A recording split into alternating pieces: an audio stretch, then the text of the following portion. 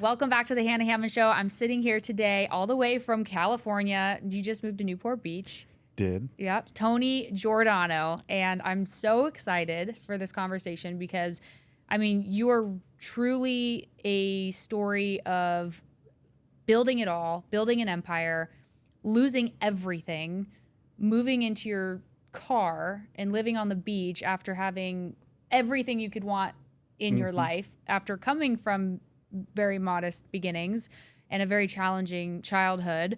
And then you rebuilt it all. And now you're a speaker, a coach, you run a real estate empire, you sell the most expensive luxury properties all over the world globally through your marketing agency. You're the president of Opulent Agency and Giordano Industries. So you just are a serial entrepreneur, and I'm so excited to get to know you more today. And I was lucky to get to know you a bit yesterday. Yes. But I just can't wait to share your story and learn some things about the rock bottom moments in your life that you've overcome, and then talking about how you really market yourself and build your business in the world of real estate, whether you're a commercial broker, a mortgage broker, a real estate investor, and then also speaking and how to have an engaging audience and how to speak on stage, because that's hard. That's really, really hard to do, and you're a master at it. I mean, you speak as a keynote speaker at so many massive organizations. So thank you so much for being on the show. Thank you for having me. I don't know what more I can say. You just nailed it all. Oh,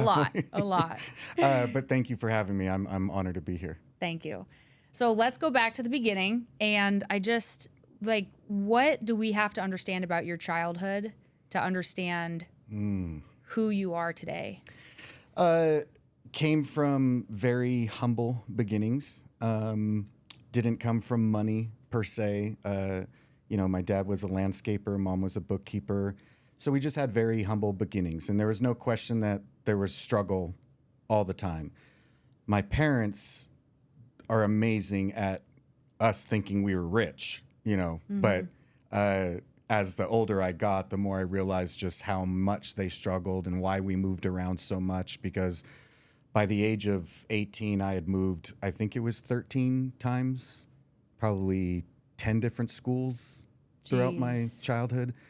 And so very humble beginnings. But I also think that those, things made me who I am. So example, because we moved around so much, I had to be good at getting to know people in a new city all the time, which then made me naturally somebody who became social. And I can talk to anybody at a Starbucks and everything because I was raised that way, having to learn new environments as well as new hobbies. We moved away from the beach. I'm not going to be surfing in Palm Springs. So what do I need to learn how to do there? So I learned new hobbies and things like that. So I think my beginnings definitely made me who I am today, but definitely had bigger dreams of wanting to not necessarily, just wanting to make money as much as just change the course of our family, create a legacy of some sort, even before I knew what that legacy would be. So that just led to just having a natural drive. I was the bully kid, young in school. I was the daydreamer, but it was just because they couldn't, I knew I was smarter than the teachers for the most part at that point. It wasn't that I was daydreaming, you're just not keeping my attention. Right. And so finally, I think there was just this moment where my passion was to become a firefighter. I really wanted to do that. So at a very young age, I was, lifeguarding in my teens, then, getting CPR certified, becoming a CPR instructor, then becoming an EMT, emergency medical technician. I was going to be a firefighter. That was my dream. But I didn't have any money. So I was selling cell phones for AT&T, door to door, just a business to business type A personality. And I walked into a mortgage company business with my AT&T cell phones ready to sell, somebody there. And the branch manager bought a phone from me. And after she bought the phone from me, she goes, "I'm going to offer you a job." And I go, "I don't need a job. I'm a lifeguard. I'm just doing this to make money to put myself through the 4-month fire academy and become a firefighter in the state of California." And she goes, "Trust me, you need this job." She goes, "I think you'd be really good at it." And I'm 20 years old. It's December of 1998. And I go, what do you even do here? Because I didn't come from business savvy parents. So she goes, we do mortgage financing. And I remember Hannah like this was yesterday. I looked at her like a deer in the headlights because I didn't even know what the word mortgage meant. And I go, mortgage financing. So you finance the funeral? Oh my God. Yeah, I said that. She looked at me like a deer in the headlights and she goes, not mortuary. You're not a mortician. You're a mortgage originator. And I'm still like, help me out here. She goes, a home loan. And I'm like, oh, okay, got it. When somebody buys a house, they need a loan. Got it. She goes, yeah. She goes, here's what you could make. And she just shows me what I'd have to do every day. Just start pounding phones and looking for people who needed to refinance their house to pay off bad debt or collections from the 91 crash. And now it's 1998. People have equity again, or a little bit of equity. And that was the beginning of what would become the subprime refi market. And so when I saw how much money I could make, I knew, okay, I can save up money way faster selling home loans than phones and get myself to the fire academy because that's my passion. I'm not going to leave that. And so I start pounding phones. I mean, the next day. And the day I started at that company, it was like December 21st or 22nd, 1998. I didn't have a car. I had no money to my name. I barely made enough money to just pay for food and stuff as a lifeguard and selling cell phones. I lived on a couch in a 3-bedroom apartment with 3 other guys who had the rooms, and they had the couch for me for $200, and was always being made fun of because they were, getting success, and friends around me would have success, and, Tony's just Tony. And that was the first day I started. 8 months later, I had a nice car. I had a 2-bedroom, 2-bath condo on the hill with panoramic ocean views with Catalina off in the distance. I had $35,000 sitting in my bank account. I had never been anywhere my whole life, even though I'm in love with flight since I was 3. I had never been anywhere. I'd never been on a plane before I got into mortgage. And I had been in that 8 months to Fiji, to Hawaii, because I won the contest at this mortgage company as like one of their top loan officers. And this business just changed my life. I could help family financially. It changed the course of what would eventually become my own family's life and create a legacy. And there's no question that it's, the real estate industry, no matter what position you're in, lending, commercial, residential, it's limitless, and you can either be somebody who makes $50,000 a year, or you could be somebody who makes $5 million a year. The only limit is us. I've seen it time and time again as a coach. Like, we're the limit. The industry's not the limit. And so, funny enough, I resigned 8 months later, even though I was supposed to be rookie of the year. Yeah. And the reason I was resigned is because I have the money now to go to the fire academy. And she was shocked. She was just like, you're throwing away a career worth millions based off of how good you are at it. And I said, but it's not my passion. I enjoy doing it, but my passion, I need to do this. I need to either fail at becoming a firefighter or I need to do it. Mm-hmm. And so I resigned. In September 1999, I went into the 4-month full-time fire academy in Southern California, graduated December of 99. But now I was out of money because I used my savings for the academy. So I had to go back to the mortgage company to start doing home loans while I was testing with fire departments. Got picked up as a reserve in Malibu as a firefighter. Went into medic school at night, was doing home loans during the day. And really my biggest lead gen source was all the firefighters. Like, I was just, I was known as the loan officer who's a firefighter, so they were just having me do all their home loans. Yeah. And then that just led to 2000 being my true rookie year as a mortgage broker, where I did a whole year making $160,000 as a part-time loan officer. And then at the, 1 day at the station, 3 days off. I'm in the office for those 3 days. And 2001, September 11th happens, and the fake housing market was born. Anybody who has a heartbeat could buy a house. And so it was so easy to double it. So I made like two something. Made my first million at the age of 26 in 2004. Because now it was anybody. You know, we've all seen the movie The Big Short, right? Yep. So anybody could buy it. So as long as dog walker who makes 16 grand a month, no verification of income. A year. Exactly. Yeah. And so it was just too easy. And then by 2007, I'm part owner with my partners, and we're pretty much one of the largest mortgage broker firms in Southern California, doing insane amounts of volume, sending to Countrywide and Washington Mutual, for those that remember those companies back in the day. And I have everything you could dream of. Like I was married, I had 2 young kids, white picket fence or wrought iron fence, you know, multiple properties, boats, classic cars, Hummers, you know, just I had everything that one would want, and happiness too at that point in my life. And I lost everything after making millions in less than 18 months in the 2008-2009 crash. Now, there were multiple factors that played into that. Obviously, I was over leveraged on everything. I was buying properties. Double-edged sword. I'm buying properties at the highest price point and value on record. So it's the top of the market. And that market is based on a house of cards that is not real because of September 11th. So it's a double-edged sword. So when the faucet turned off on the mortgage industry and real estate in 2008, actually towards the end of 07, I turned off with it. Like it literally just went to crickets.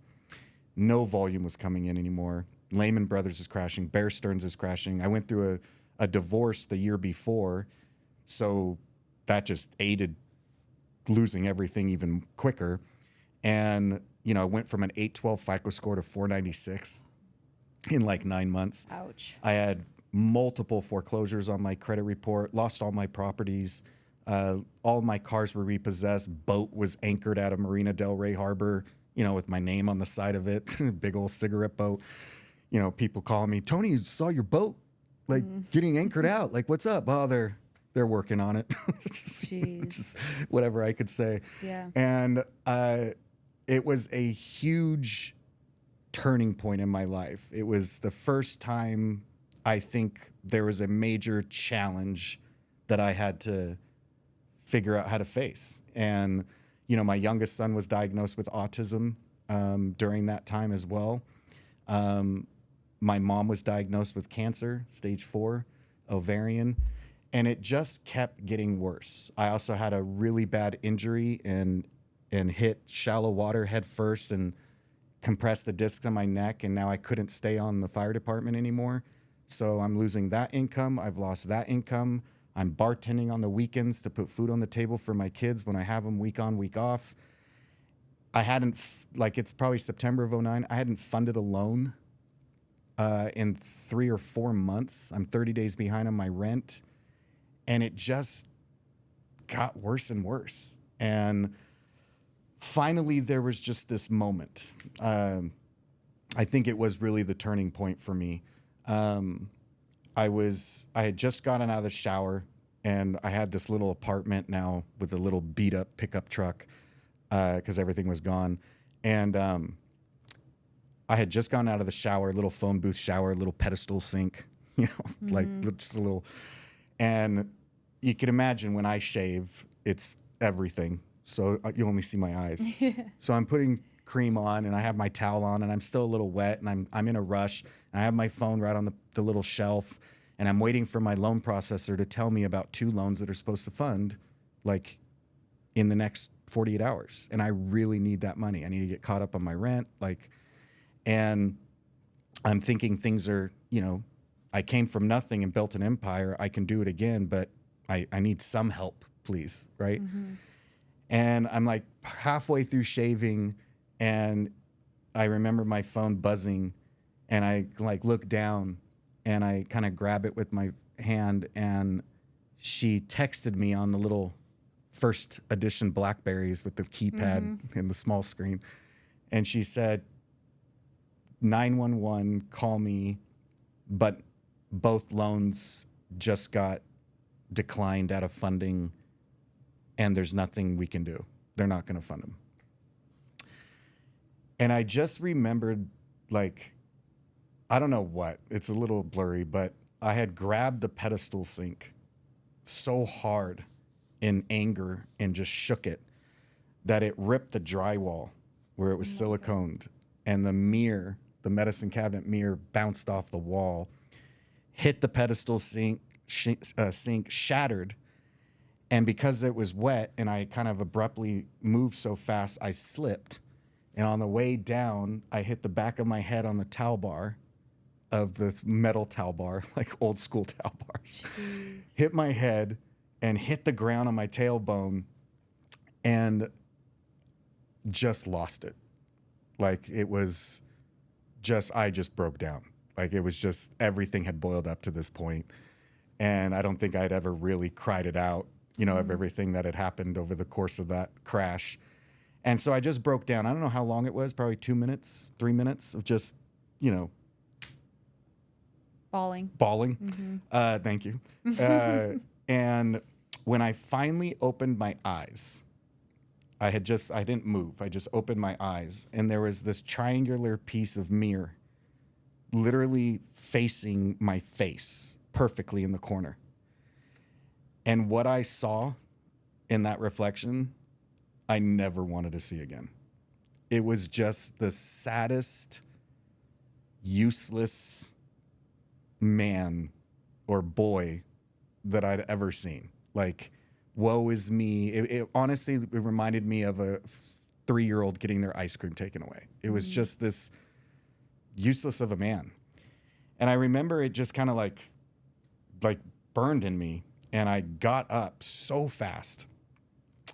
And I kind of just, I didn't have a mirror to look at. So I just went in the room and I went into another mirror and I said, that was your moment. Like, lock it up, dust yourself off, smile. It's time to get going. Like, there's no more asking your godfather for money to help you through the crash, because my godfather was helping me, my great uncle Mike. No, like, it's time to rely on yourself. And so I went to the beach for like 2 hours without my BlackBerry, and I listened to just positive music. And I went back and went to the office, and I still don't know who did this, but I get to the office and there's the movie The Secret DVD sitting on my desk. Still, nobody's ever told me who did it. Wow. Nobody's ever taken credit for it. And I watched that, and I started learning about the law of attraction and positive mindset, because negative is 1,000 times stronger than positive mindset. And so if you have the slightest little negative thoughts, those are going to supersede positive thoughts any day. So you have to just remain positive and find the positive in every negative thing that happens. And so because those got declined, I lost my passion for lending. And so I decided I'm going to be an agent and switch to the agent side and sell the house instead of finance the house. So I called up my buddy Madison Hildebrand from the first several seasons of $1 Million Listing that a lot of people know. And he sent me all his clients for home loans. And I called Madison. I said, I'm switching to your side. I'm a loan officer no more. I'm going to be an agent. So I joined his office in Malibu. Coldwell Banker was the first brokerage that I was with. And I became an agent like overnight. And I had 2 big reality checks. First reality check was, I don't have any money. So how am I going to prospect? How am I going to market myself? How am I going to lead generate? Like, what am I going to do? As a loan officer, the prospecting was easy. You just took real estate agents out and sent them to the spa and took them out on your boats and took them golfing and built relationships so that they sent you their clients, because they're at the top of the food chain. Now I'm at the top of the food chain, how do I get clients? You don't really go door knocking in Beverly Hills, right? And what, I'm going to pull up into Beverly Hills Flats in my beat up pickup truck that backfires and leaks oil, Yeah. right? So I didn't know how I was going to approach prospecting.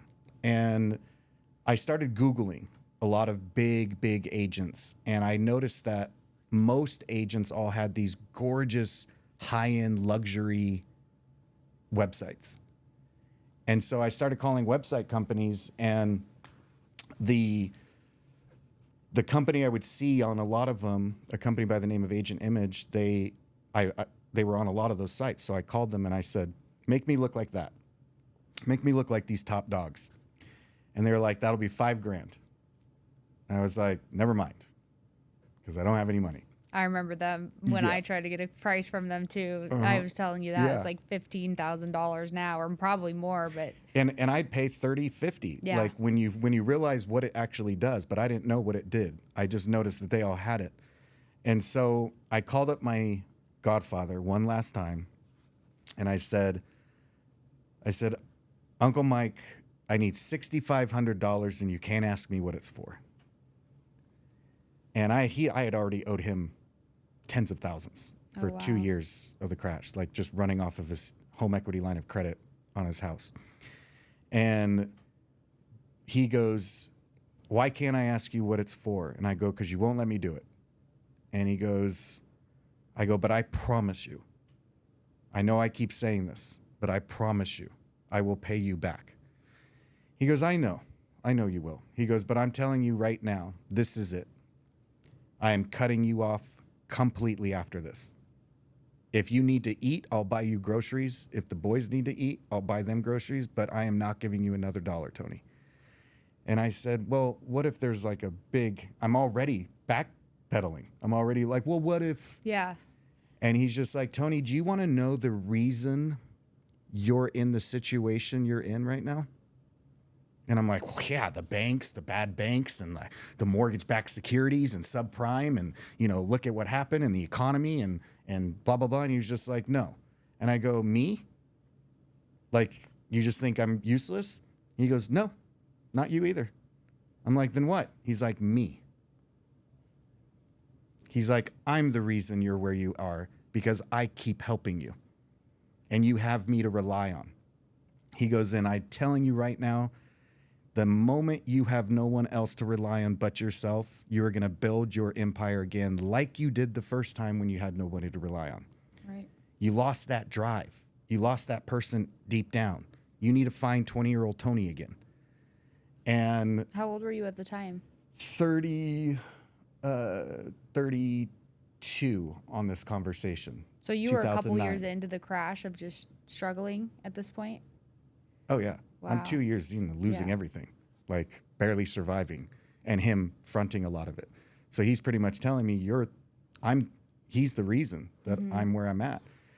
And so he gave me the $6,500. I sent $5,000 immediately to Agent Image. They launched my website, made me look like an absolute baller, even though I hadn't even sold a house yet. This is like end of October 2009. And I only had about $1,500 left. I'm bartending. And I knew I had to be very selective of how I was going to use this money because I didn't know when's the next money going to come in. And so I'm 30 days behind on rent. I need to figure out how to market myself in lead gen. I need to feed my kids. So what am I going to do? And I have this philosophy that I've always had, and it's play chess, not checkers in life. And I don't even play chess at a high level. Like, I understand the basic principle rules, but I'm not a chess player. But I am a chess player in life. And the basic principle is you're 7 steps ahead to know what move you should do, right?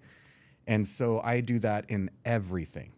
Like, okay, I have $1,500 left. I can't really go to Motel 6 because I'll run out of money.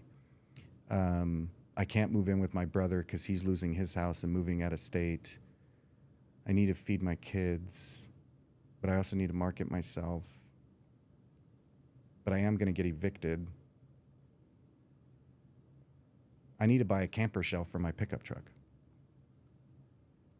for $963.17. And I remember friends of mine like Jason, who sat in the same office as me, he was just like, dude, you are in tactical survival decision-making mode right now. He's like, you're playing chess when we're all playing checkers. We're just reacting to adversity that hits us. But you're like, if I do this, then I'm going to run out of this, then I do this, this. And I came to the conclusion the best investment that I would have the longest ROI from was a camper shell if I had to end up living in my truck. And so I bought the camper shell, website was launched, and then I see a class being offered at our office called Facebook 101. And I have this amazing website now, and maybe there's something more to social media than I'm taking advantage of. And so I went to this 5-hour class, and to keep the story short, about the details, bottom line is I learned some things that I was going to implement, but I also learned a lot of things that I disagreed with that the techie instructor was teaching us, because I realized, well, techies aren't in sales. They don't understand relationship building and language of sales and stuff like, otherwise they'd be in sales. They're techie instructors. And so he would say things that I just disagreed with. And I think that's when the light bulb went off for me, it was the things that I disagreed with that made me realize the correct approach to take with social media. And the correct approach that I try to teach audiences still to this day in all things tech, even AI and everything, but back then and today, is everything we do online, we take the same approach that we do that same thing offline. Short example. If I walked into Starbucks and I saw you getting napkins and you got a holder of like 4 different coffees and you're struggling, right? And you don't have any, whatever it might be, and you don't know who I am, and I just walk over to you wearing a cloak where you can't even see who I am, and I say, hi, can you and I be friends? What would you do? No. No. Same thing with adding a friend on Facebook where all of your settings are set to private and they have no idea who you are. Why would they do that? And so, of course, I wouldn't be wearing a cloak. I'd be, oh, can I help you? Blah, blah, blah. Hi, my name's Tony. Oh, my name's Hannah. Oh, nice to meet you. You come to the Starbucks often, and we're going to get to know each other and maybe see each other over time and build a friendship. So I took this offline. How do we actually meet humans? How do we prospect? We go door knocking. I'm going to go door clicking. But my door says 24 mutual friends, 7 similar interests. You both have a dog named Roxy, and you're both diehard Red Sox fans who live in LA. Imagine if the front doors of homes said that. We'd all use that. But that doesn't exist in any form of lead gen except for online, social media. And so I just started engaging people. I neutralized. I got rid of my political preference and my religious beliefs. I got rid of past posts of mine that had F-bombs and pictures partying at the beach clubs in Las Vegas. And I just neutralized it where I'm everybody's friend. There's nothing offensive about this guy, Tony. And I just start engaging people, liking people, commenting, adding them as, complimenting them in a comment thread. They would compliment me back, then send them a friend request accepted. And I was only doing it, Hannah, for probably a weekend. And a lady who I had added over the weekend, Kathy, she accepted my friend request after we engaged each other. 3 weeks later, she referred me her father's $5.8 million listing in Manhattan Beach in Southern California. And the rest is history. By the end of my rookie year in 2010, I had done 43 million in volume. 90% came from Facebook. 2011, double it. I am now writing the first book. Coldwell Banker has me speaking all over the country for their events and their regions. Realogy, now known as Anywhere Inc. Realogy, the owner of Coldwell Banker, owned Sotheby's, ERA, Century 21. So then they said, we want you on all of our brand stages. So now I'm speaking. My team at Coldwell, or my production, is being leveraged off so that I can do what I love, which I love speaking. I love teaching and helping people. I've always been that way. And then that led to writing the first book. The first book came out in 2012. Hopped around to different brokerages, Keller Williams, Compass, back to Keller Williams. over the years, franchise owner, things like that, investing in businesses. But the books became bestseller, and that just escalated my speaking career even more. And then it started pulling me not just for real estate, but Allstate annual conference, Aflac, Wells Fargo, Citi, mortgage companies, insurance. It just really just domino affected after that. And now I'm writing the third book. And so, I started my coaching company several years ago because people were wanting continual education and training on what I teach and speak on. And that's kind of the story in a nutshell, of coming from nothing, making millions, losing it all hard, in addition to physical loss as well, and relationship loss.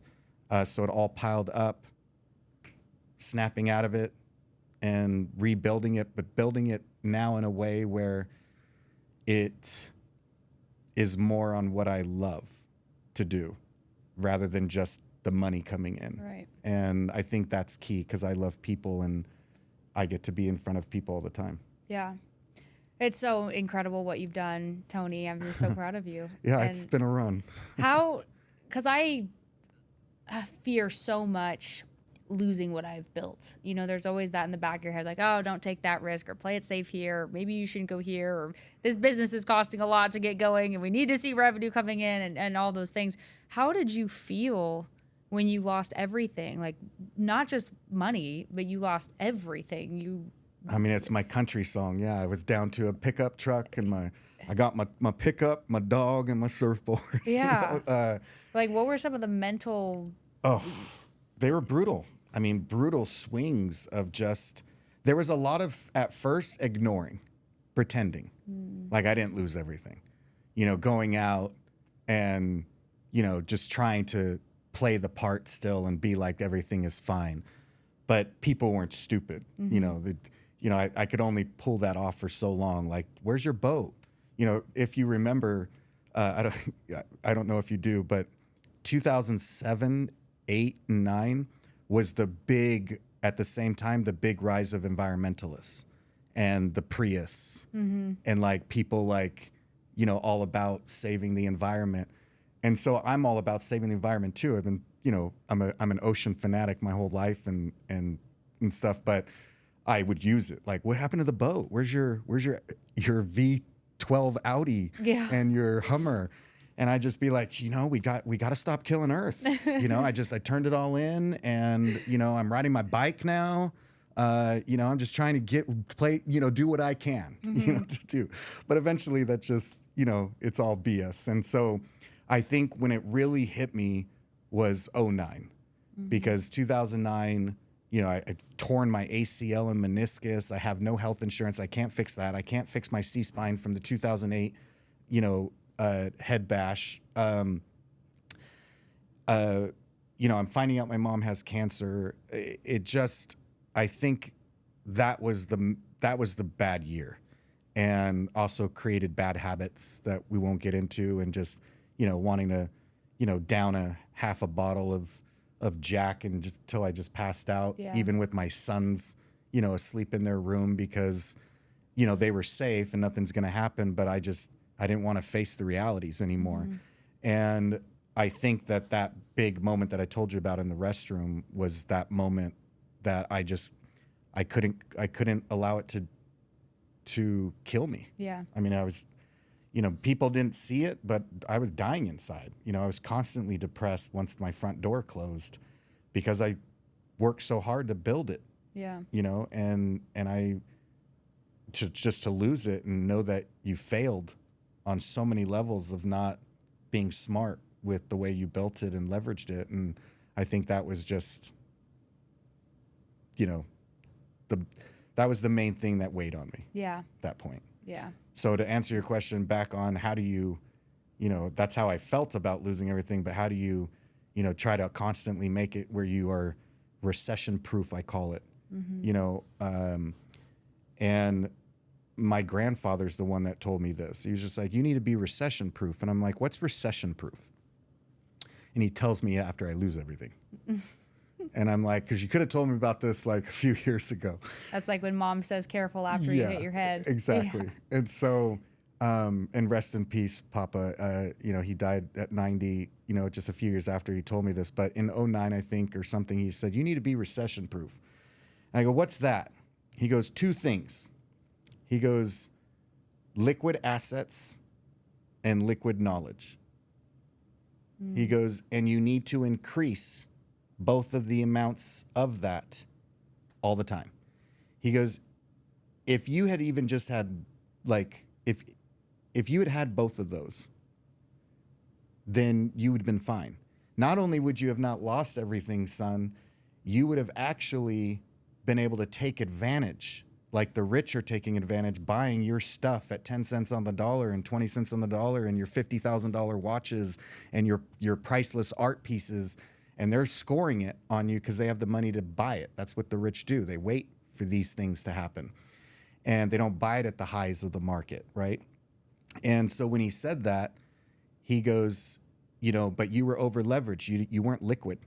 And so you lost all your equity, and then the banks took away your home equity lines of credit, which you thought were savings, but they weren't if they just took them away before you could charge them out.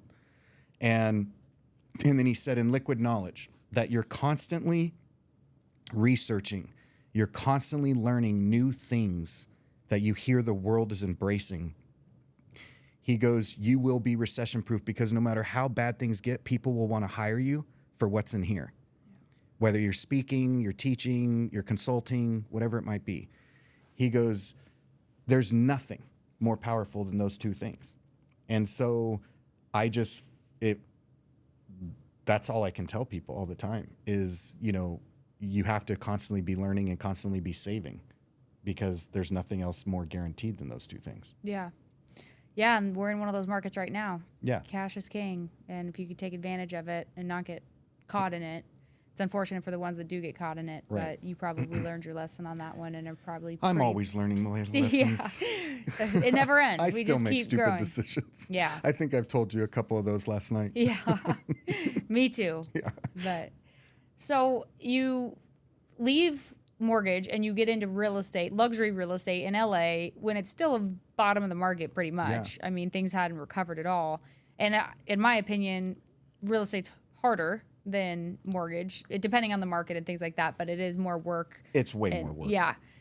So how did you use social media? And I know you talked a little bit about the high level of what you did. You used Facebook essentially to build rapport with people, comment on them, get them to like and trust you, and then add them as a friend and use your small network and their networks to expand. But what are some of the tactical things for people in real estate or sales of any sort, for that, like for my sales team or your sales team or anybody's sales teams out there? What are the tactical things that you would teach them if they want to 2x their business this year using social media?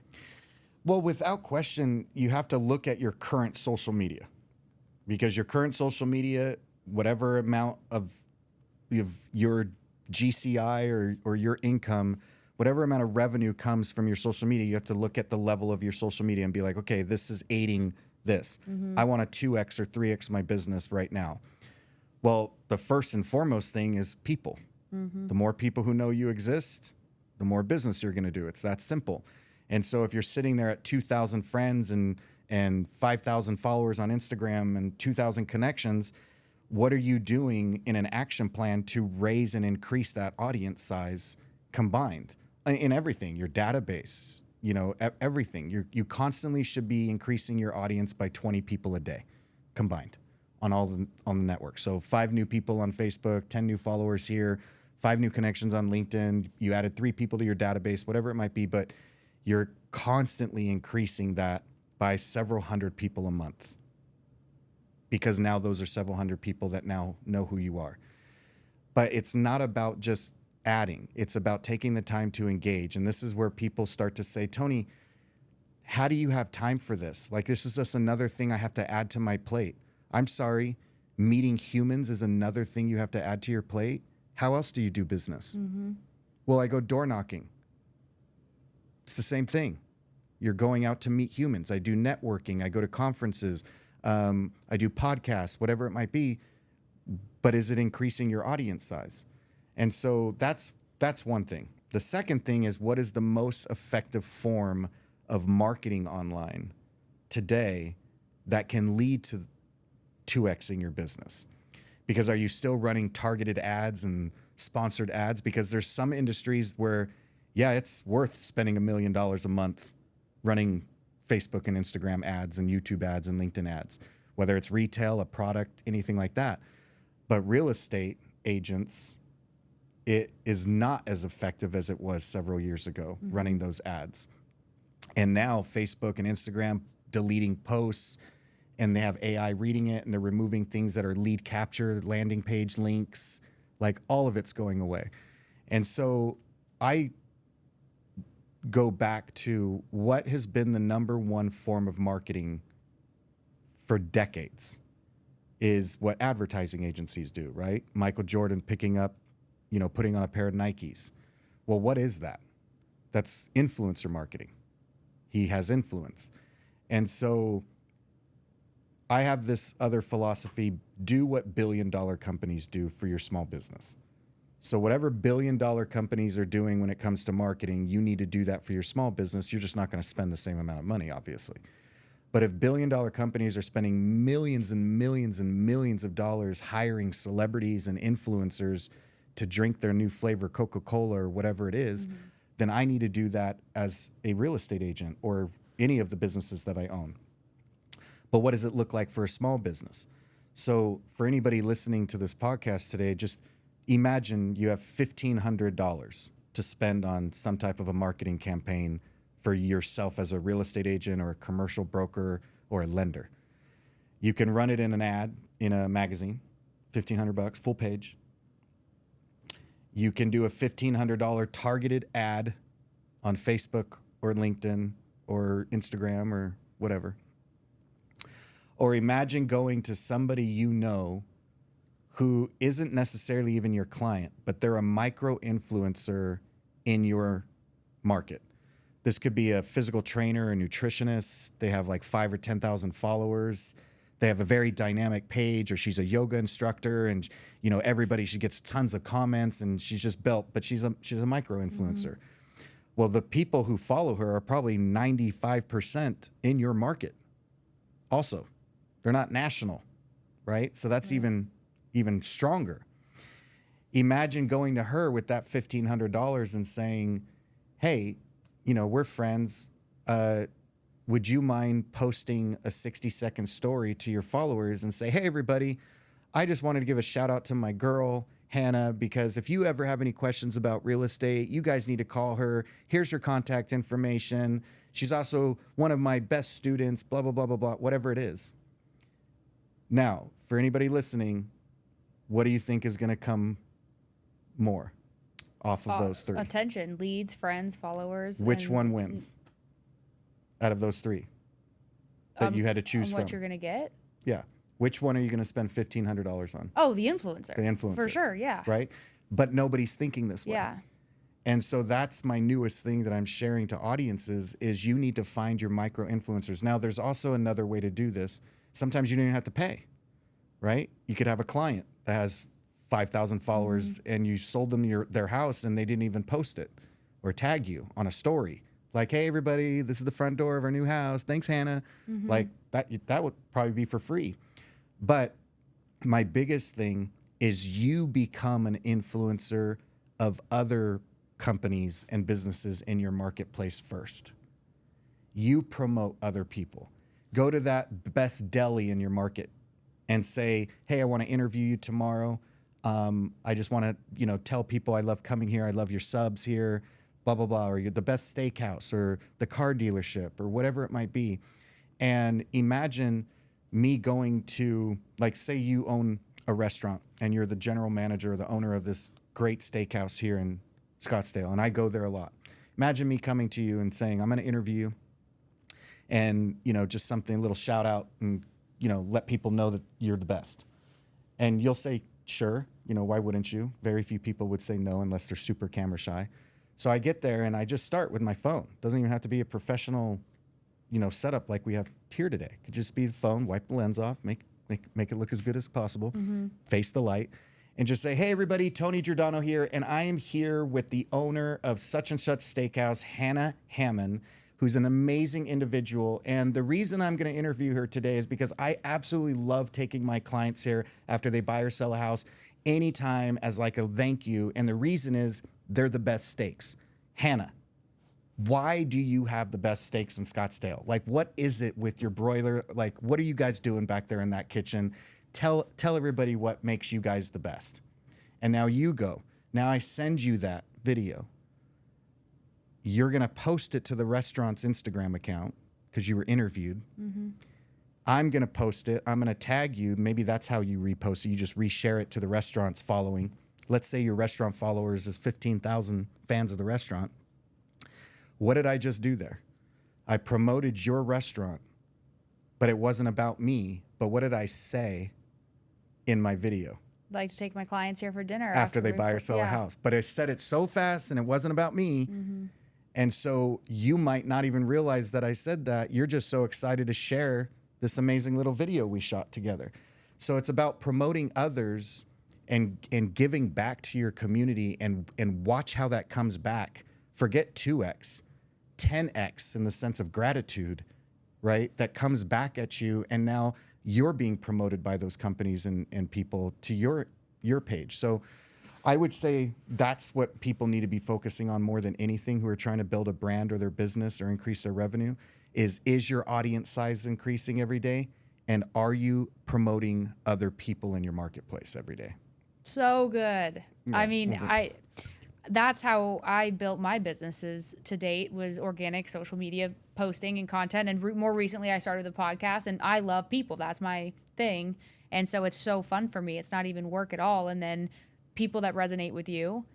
However, and that's the thing. Some people tell me like, your podcast should be more just commercial real estate. Like you should only be interviewing people that are your direct client. I'm like, no, I don't think that at all, because you can cross market and you meet other people and you expand your network and you expand your sphere of influence, and they know people. Like if I know you, you might you're more in residential, you do commercial now too, but let's say you're somebody that's in healthcare. You share the podcast to all your people and we talk a little bit about real estate or whatever, and then they get exposed to me just like you're talking about, and they follow me if they like me and they resonate with me, and then that leads to more business. Because I mean, I get leads all the time from people on social media, because a lot of my target client are generally, a lot of them are older people that aren't even on social media, right? Sure. So it's a little bit different, but their grandson is on social media and following me and is like, oh my gosh, you're in commercial real estate. My grandfather's doing a $12 million development. Can you help fund the loan for him? So true. And so I think it's just so brilliant, and it's free and it's fun and it's connecting and it's networking. And then you really can attract people that resonate with you. And you're not trying to sell yourself ever, because you become a magnet to the exact people that you want in your life. And then it makes business so much easier and so much more fun. Mic drop right there. I mean, that nails it. I mean, you're spot on. I just love it so much. Yeah. I think it's so easy, and it's just right at our fingertips. You just have to create a habit of doing it. And I think that's where people, one of the biggest things people have a problem with, I think, is they get distracted. And when I first got that first $5.8 million listing, I was never distracted ever again in that newsfeed. I blew right past all the stuff that would tick me off or that I would disagree with.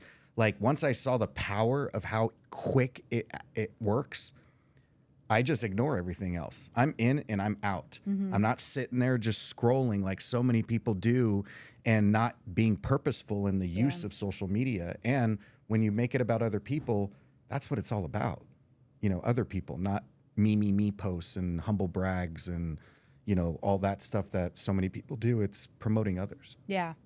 And providing value to other people. Because a lot of people go on and just post, here's my meal today, or here's my fitness update. And some of that is good sporadically, but the goal should be promoting other people, like you said, and providing value to other people like we're doing here. Yeah. And it's interesting because I was a 18-year-old girl, very broken, very lost, very unexperienced, no knowledge, no experience, never done a deal in my life. And I walked right into commercial real estate because of Facebook. I went on Facebook. I changed my title to commercial agent, and I started joining all the groups and posting about commercial real estate, even though I hadn't done any deals, or I did luck out and my very first deal was commercial, but that's because I'm like, I'm a commercial agent. This is what I'm doing. I have $0 in my pocket now. Well, I think I'd saved up 20,000 by the time I got my license, but I didn't have a big marketing budget is where Right. I'm going with it.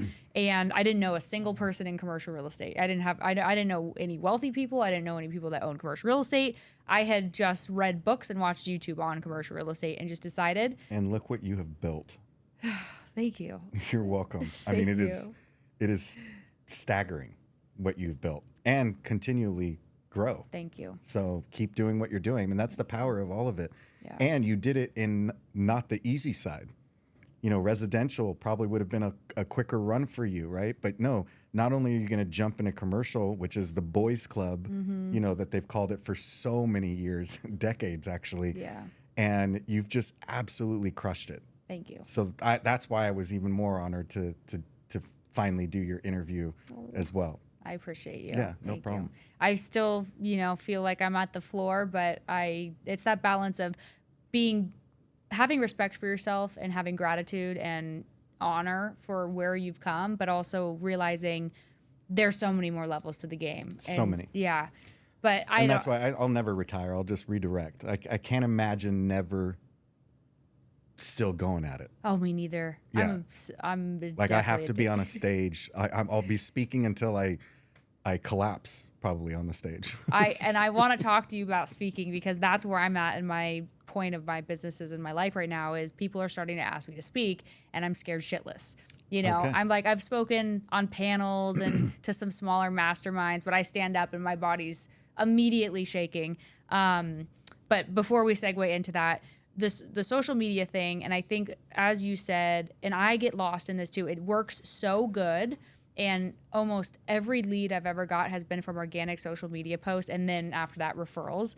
But I get so busy in the business, and I think a lot of people probably feel this as I get busy serving the clients, and then I stop prioritizing the social media, and then that's where a lot of investors, brokers, lenders, they end up having dry spells, and they're like busy, dry, The roller coaster. busy, dry. Always. Yeah. So how do you, let's say you're working an 8-hour day for most normal people. I know we work probably 12, but you're working an 8-hour day. How do you recommend people time block every single day to be in social media or on LinkedIn and doing these organic things, and how much of a time block?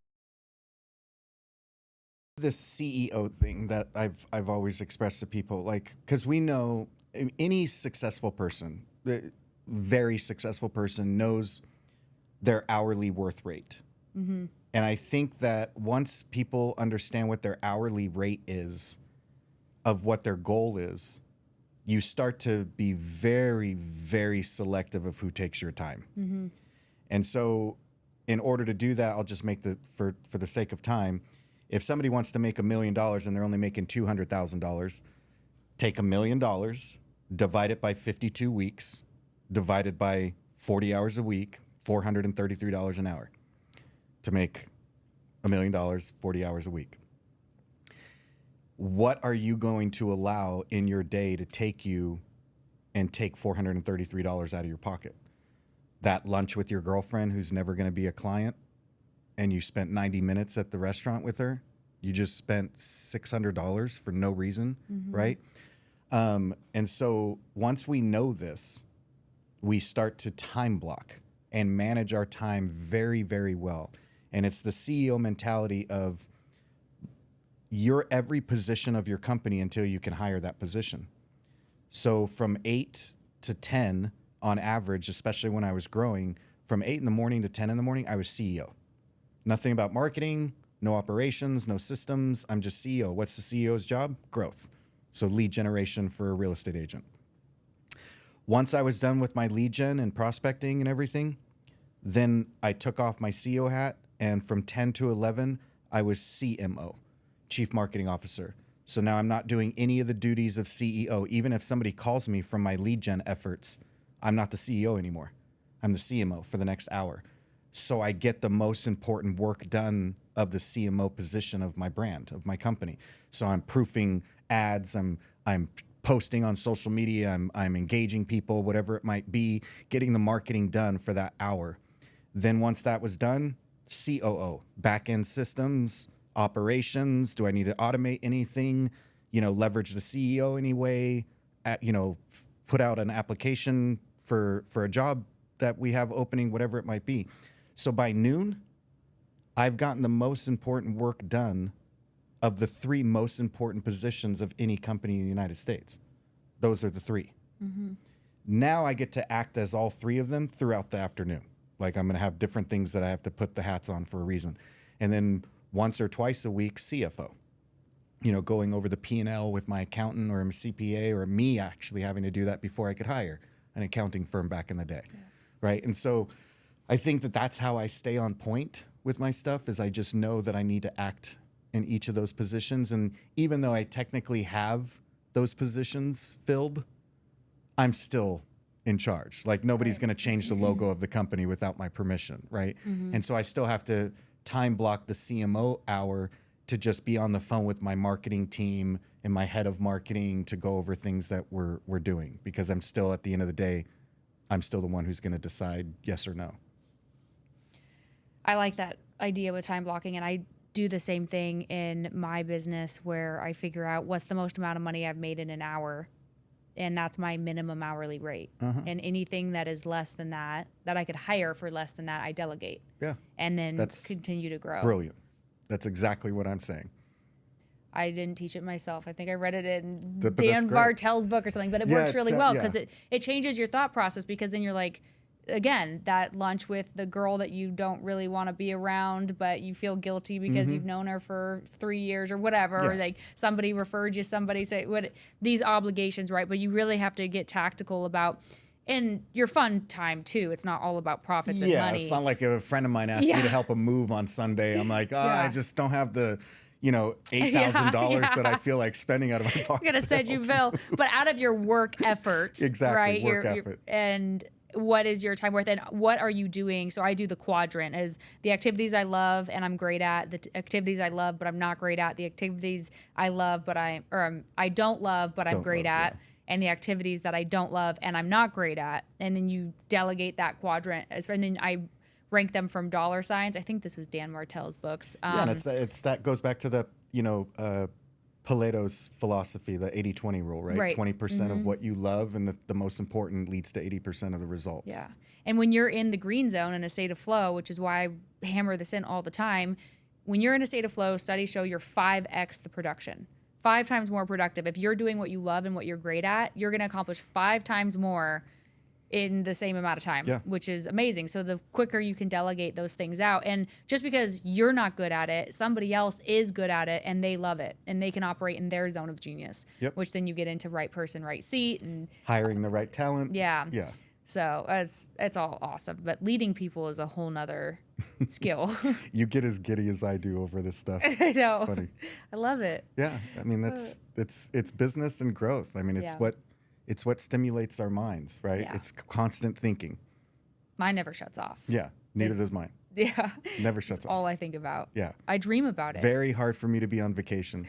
Me too. Like after a couple days, my brain I need to be doing something. I need to be thinking about something, or I can never unplug completely. No, me neither. And my vacation this year is a 10-day real estate summit cruise with Robert Kiyosaki and I heard about that. Robert Helms and Ken McElroy and all those guys. So I'm super excited. That's my vacation. Yeah. 10 days of which won't be a vacation. But that's the only fun vacation to me. Okay, cool. So switching gears into you have a huge team. You've been on $1 million listing. You've sold hundreds of millions of billions of dollars of luxury real estate, and then you shared with me that you started to get requests from people that needed help marketing their properties, because marketing is the pinnacle of it all, right? If you don't have good marketing, you don't have anything. You don't have sales, and you don't have operations, you don't have anything below that. So how do you go about marketing these ultra luxury properties globally to ultra high net worth individuals? And what are some of the strategies you do there to sell these properties? Yeah, so every time that I would be speaking to the luxury real estate audiences, and showing them all the things that I teach and write the books about, they would constantly ask me, like, can you do this for my luxury listing, like it's not selling, or I'm up to get this big luxury listing. Can I say that I have you on my team that can do some of this stuff? And it just, I kept getting asked so much from 2011, 12, 13, that finally in 2015, I just decided to launch the Opulent Agency, which would become this luxury real estate advertising firm for not just agents with any brand who sell luxury listings and want more exposure to themselves and their listings, but developers all over the world who have their in-house sales teams that are building these luxury resorts in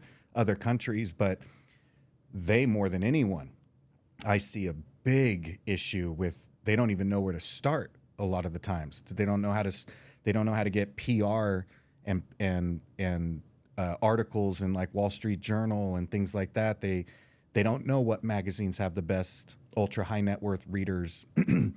They don't know how to run targeted campaigns correctly for the resort, tying into the residences. And so when I launched the Opulent Agency, it was supposed to be like advertising, my athlete and sports and entertainment relocation, and blockchain and crypto. When people buy homes using crypto, I'm heavy into the crypto and blockchain space. So within 2 years, Opulent Agency just took off. And it was just all over the United States, CNBC. I was doing segments on CNBC where people were learning who the Opulent Agency was and what we did. And then country after country after country after country, just developers and resorts just started calling. And the real key to the marketing campaign or the effort is getting it in front of the right eyes and ears. The UHNW class, a lot of the time, ultra high net worth, people who have a net worth of 30 million or more, not just top 1%. And how do you get them? You have to know what they do, what they read, where they go. And so we have partnerships with, social media channels and magazines like DuPont and DuPont Registry, Robb Report, Wall Street Journal, where when Opulent Agency gets onto these developments, our connections allow major publicity to hit that development and get it in front of the right people. So that's kind of just been our key. And of course, social media, video marketing, YouTube ads, getting the resort video of the residences or the development or the high rise to go viral on YouTube. Because I think people forget YouTube is number one when it comes to ads. And they're owned by Google. They're the second largest search engine in the world. Every day we're on YouTube and we hit skip ad, and so many real estate agents, commercial brokers are not making themselves be an ad, even though they know it works because they see it, even if it's just for a few seconds. It goes a long way because you have that first few seconds to hook someone, and they're forced to at least watch 10. So it's all a matter of how it's done, and we've learned the niche on how to get it done. How'd you learn the niche on how to get it done? Because this Failing stuff is forward. hard. Yeah, failing forward, seeing what worked, what didn't, upset clients, upset developers. Like, hey, you said it was going to go viral. It's not going viral. And then being like, well, can I try again? Like, let me try. I'll give you, I'll do it for free. Like, they're constantly changing algorithms and different things. So, and we're constantly learning. Like, there was actually something last week where I just realized a new algorithm that was changed on YouTube into the Google SEO.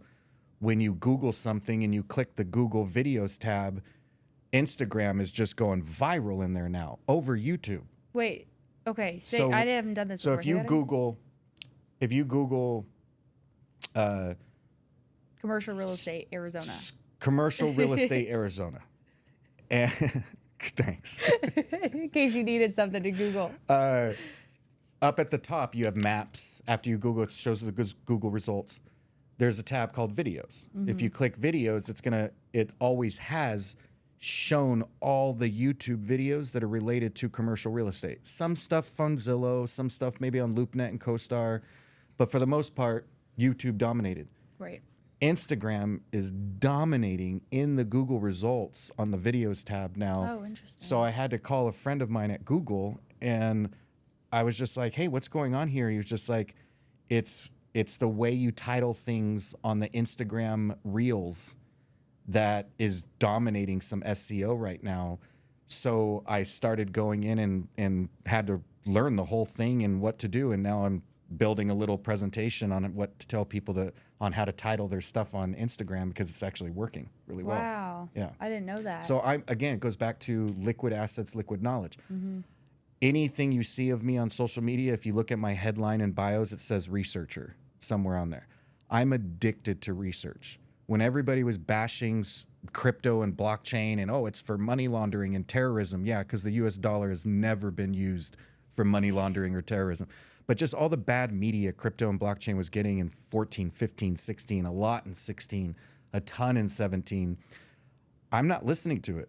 I'm becoming an expert in it. I'm watching YouTube videos. I'm going to crypto conferences because I'm like, you can't tell me that something that tens and tens and tens, hundreds of millions of people are embracing worldwide is not real. Like, this is going somewhere. And so because I research, I'm addicted to things like that.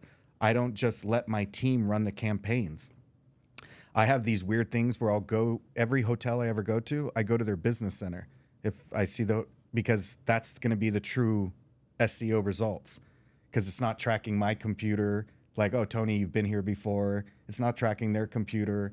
So I go to business center emails or computers, and I just Google myself just to make sure everything that shows still. I Google some of the resorts that we're on and where we're coming out, and then I can screenshot and send it to my team and be like, guys, I know it looks good on your computer because Google knows, but this is what it looks like for people who are 1,000 miles away. Smart. So we need to fix that. You just made me think of AI and crypto. So how do you see, because I believe in crypto. I invest weekly in a few different cryptos. Got a nice little run today and yesterday right now. Yeah, I know. I saw it went down to in the 80s and now it's back in the 90s. Bitcoin's at 102 right now. Oh, geez. Yeah. I was hoping It it broke would get the a bigger record last drop. night. Darn it. Yeah. I was hoping it'd go to 60. It's going to 13 million in the next 20 years, so don't worry. I believe that. Yeah. I know. I just wish I had more money to put in it. I have a friend that puts in like a lot of money every month. I'm like, God, it's gonna be so nice. It'll 10 and 20 and 50x anyway, so don't worry about that. So how do you see crypto, and we'll start with crypto and then AI, and then we have to finish up, but we have a little bit of time. So how do you see crypto influencing the way real estate transactions and loan transactions happen in the near or later future? Yeah, we definitely don't have enough time for this because it's deep, but I was one of the first agents where somebody bought a house using Bitcoin. Wow. And the seller accepted Bitcoin back in 2017. That caught CNBC's attention, and that's why I'm on CNBC often about crypto and blockchain and how they're intertwining with real estate. Where it's evolved now is there's just so many different ways to convert, but it's the blockchain side that I see evolving faster. Escrows use cryptos for earnest money deposits now. Banks consider it liquid assets for verification of your assets and things like that. So it's already here to stay. Now it's the next level. Deeds of trust being recorded with notary public seals at the county in a file cabinet versus deeds of trust now being recorded on the blockchain as NFTs on a company that I sit on the board committee for called Proppy out of Florida and from Northern California, where they have a full AI title and escrow capability 24/7. Somebody on a Saturday night can open up escrow, not have to wait for the traditional escrow company to open on Monday, wire money, use crypto if they want. Escrow's open, clock's already counting, and the AI's reading all the documents, summarizing it. And then when that deal does close, in addition to the traditional recording of the deed that has to happen because counties are archaic, they're also recording it onto the blockchain as an NFT. And I just try to tell people, just think of the modern day deed of trust as an NFT recorded on the blockchain. In our entire lending, commercial and residential real estate industry in the next 3 to 5 years, the entire industry will be recorded on the blockchain. Wow. Before we had those thick file files of our past transactions. Then we went to CD-ROMs. Then we went to USB drives. Now we get a link and it's on the cloud. Eventually, everything's just going to be on the blockchain and recorded on there. So I think agents need to be learning this for two reasons. It's in your industry now. And Bob and Sally in Little Rock, Arkansas, who dabbled $1,000 towards a Bitcoin back in 2018, are not who made it a $1 trillion global asset and monetary system. Some of the most intelligent, wealthiest people in the world understand it. They know it's not going anywhere. They want to own it all before anybody else invests in it. So when you think that, who do you want to be rubbing elbows with at the party? And if you hear people talking about crypto and Bitcoin, you better be able to get into that conversation because that's a client. Because then you can be in conversations with people. But if you didn't know anything about that, you wouldn't get in the conversation. And little do you know, he's going to be selling his multi-million-dollar house in a month from now and didn't get to meet you because you didn't get to get in that conversation. So the more knowledge we have of what the wealthy have knowledge of, the more chances we have of getting into them as clients and stuff. So you should be learning it for those two reasons more than anything, besides learning it to invest, which will only create wealth. What's a good crypto conference that you think is... The Bitcoin conference, any of Proppy's conferences that I speak at are really good. The big Sigma and AIBC ones, you know, I've spoken in, like they have them in Toronto, Dubai, Sao Paulo, like Malta, where there's 20,000 crypto blockchain experts attending. But yeah, I don't think you could go wrong with any well-known crypto conference. It's been around for a few years. I think it's fascinating. I'm always all in on cutting edge technology and trying to stay ahead of it. And that's what I'm trying to do with AI right now, as we were talking about last night. But where are you at with AI? What are your thoughts on AI and how it's going to transform businesses, and how are you currently implementing it in your business? Are you actively implementing it, or are you waiting for it to develop more? Actively. So I'm already developing my third dimensional twin avatar, right? That, you know, for those that are listening, pretty much what you need to understand is that if you think ChatGPT is to write the property description on your listing, you're exactly who ChatGPT is going to be replacing. That is not where AI is going with real estate. It is going to be your third dimensional twin. It is going to write all of your contracts for you. It is going to stage virtual. You can upload photo. You have to pay for it, ChatGPT, like the paid one. But I can literally upload my photos of a vacant house that my photographer took, and it virtually stages it in seconds. Those photos. Like, it can do that to a video. It can do anything. I mean, I keep trying to tell people, it can do anything already. And so now imagine the chat bot that's on our website, frequently asked questions, right? Chat with us. That's not going to be a chat bot. It's going to be me floating there, my third dimensional twin, like Facebook and Instagram, being able to answer any question the person asks on my website. Where do I find this? Where do I find that? What market should we be in? What are the best schools? And it'll just be able to, I'll answer any question. And then my digital twin is only taking them to the point of now, okay, yes, let's do a call. And now I'm on a call, or I'm going to their house and doing the listing presentation. So it's going to take over and leverage us on so many different levels. You need to be learning this now. If you aren't going to AI conferences, if you aren't following my favorite Instagram account for AI is evolving.ai. That's their username, evolving.ai. They're probably the best AI account to follow, because then you'll know pretty much everything happening in AI.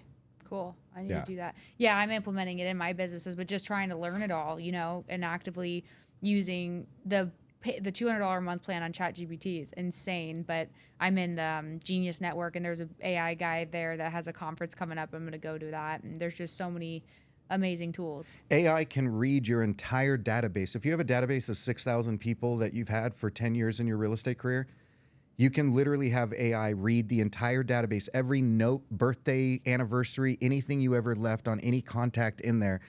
And it can go in there and be like, did you know that you have a client from 5 years ago that said that they were only going to stay in the house for 5 years, that unsubscribed from your newsletter like 3 years ago, that you forgot all about, that you might want to call?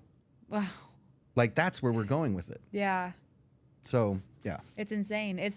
I've even like building out a board of directors of sorts. Like you can choose people you look up to that are leaders and have it build agents based on those. And then you can have a meeting with your board of directors that are those people. Yeah.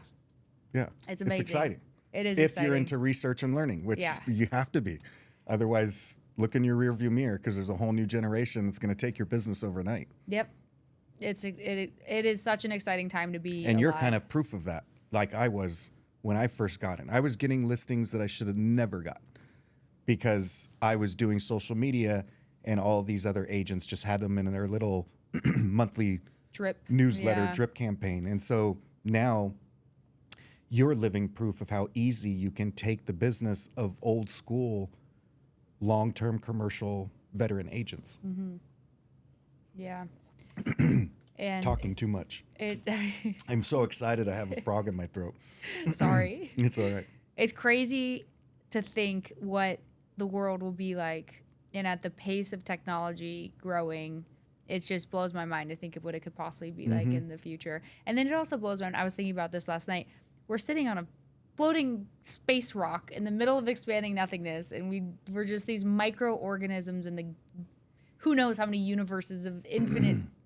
I can't even begin to comprehend it, but it's so crazy that we're just these crazy little beings doing with these crazy minds, just trying to build and add quantum to all of this. And what quantum is doing is, what did I see the other day? Quantum solved.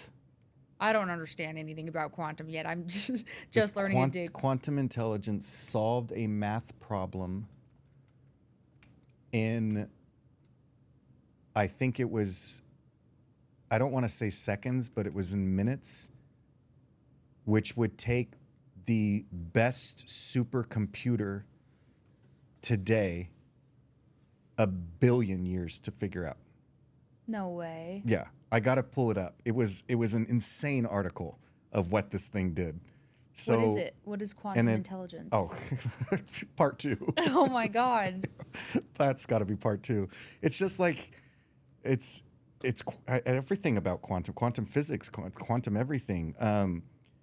There's no easy way to really put it, but I think it's going to surpass AI before AI really gets going, or quantum powered AI. I don't know, but we'll have to circle back on. Yeah, that'll be a conversation for another day. We'll prep, create an action plan, give people books to read. I'll fly out to Newport Beach and we'll talk all about quantum intelligence. For sure. Yeah.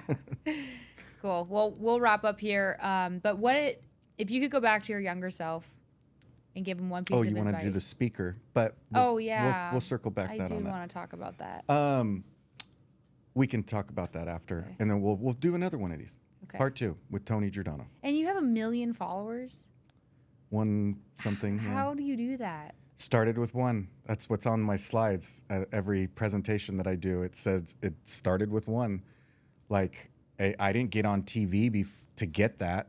Like, I had to build it. Was that the hockey stick getting on TV? No, I had to build it to 1,000, 2,000, 3,000, 4,000, doing what I'm saying, getting in, engaging people, promoting other people, promoting other companies. Yeah. I was doing that way back then. And then that led to getting big deals. Then that led to opportunities to be on shows. And then the domino effect starts and the geometric progression, right? But it starts with 1.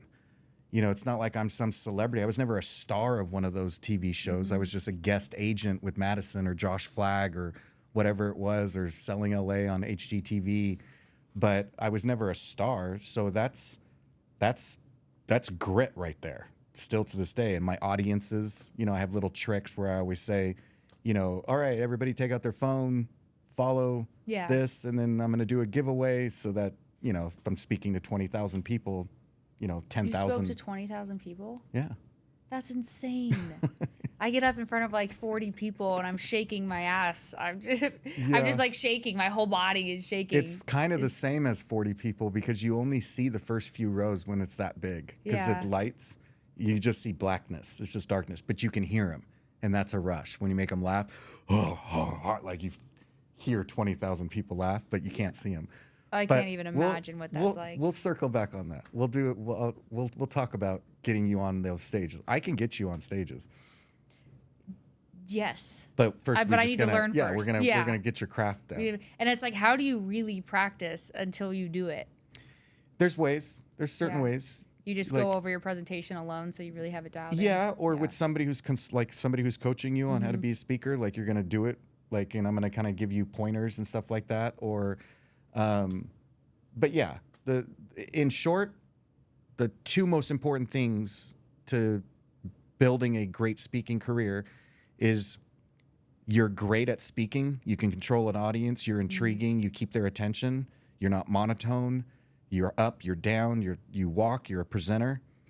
And what you are speaking on actually gives value or works. If you only have one of those, it won't go anywhere. You can be a great speaker, but what he says doesn't work. Or, wow, what he says works, but I just can't sit through it. He's just so like, ugh, right? But if you have those two things, the rest is history. So I'll just help you on, because we already know what you teach is going to give value. So I'll help you on the presentation. Okay. All right. My Thank younger you. self. Yes. What was the question? If you could go back in time and give one piece of advice to your younger self, what would it be?